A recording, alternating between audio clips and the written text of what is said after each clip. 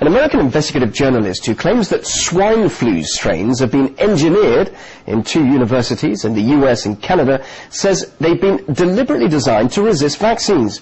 Wayne Madsen also says that his so-called nightmare scenario in which swine flu could mutate with bird flu has been suppressed by the World Health Organization for political reasons. He joins me now, live from Washington.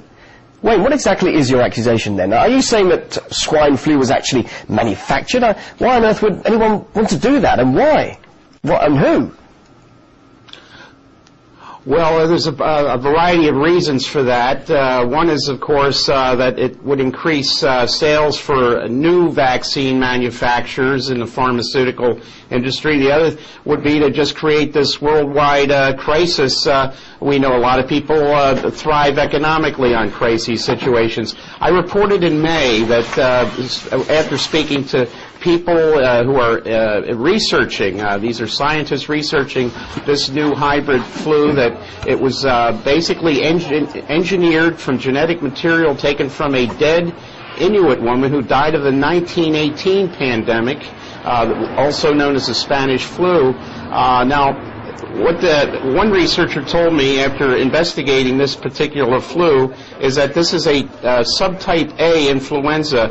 It contains an enzyme called a polymerase, which exists in all subtype A influenzas, including the seasonal human flu, the current hybrid flu, and avian flu. It was determined that this particular flu was gene spliced from 2 forms of human flu, 2 forms of swine flu, and 1 form of human flu. The problem is when they looked at the molecular clock of this enzyme, they determined that it was rapidly mutating in humans. The problem with that is, of course, any new mutated version of this particular virus would be immune to any vaccine already created to handle the previous type of virus. So, are you sure you can actually prove that, Wayne? Let me just interrupt you there. You're saying that this virus could actually be deliberately made to be vaccine-proof. I mean, how can I be sure of that?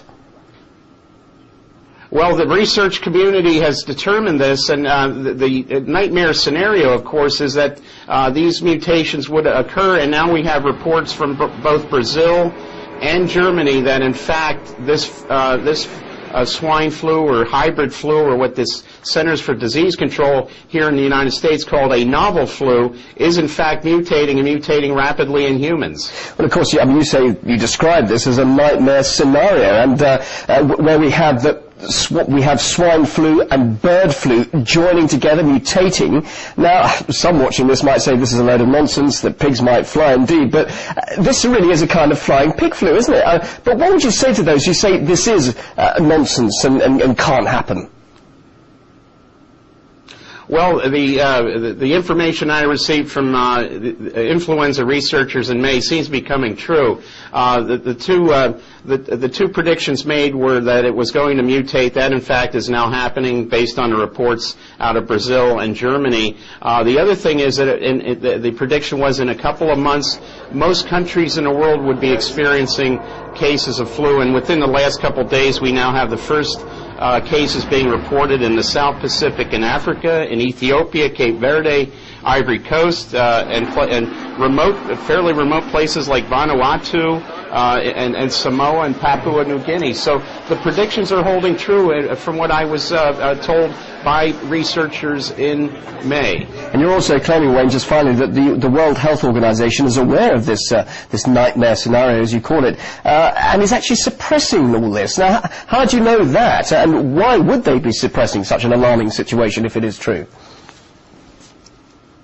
Well, I was told by the research community that there were 2 meetings on this particular strain of flu, one in Vietnam and one in Hong Kong. Both of those were unusually closed to the public and to the press. That was a unique situation. The other thing is that we may be on something here that begs of a criminal investigation. The 4 labs that I was told are involved in this development, the genetic development, this particular influenza, are the Biosafety Level 4 laboratory at the University of Wisconsin in Madison, the Armed Forces Pathology Institute in Rockville, Maryland, and the U.S. Army Infectious Disease Laboratory in Fort Detrick, as well as the National Institutes of Health in Bethesda, in addition to the National Microbiology Laboratory in Winnipeg in Canada.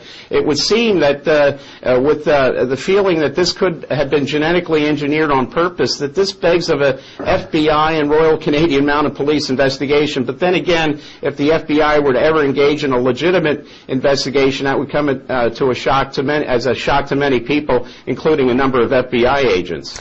Some startling views there. Wayne Madsen, thanks very much indeed for joining us live from Washington, D.C.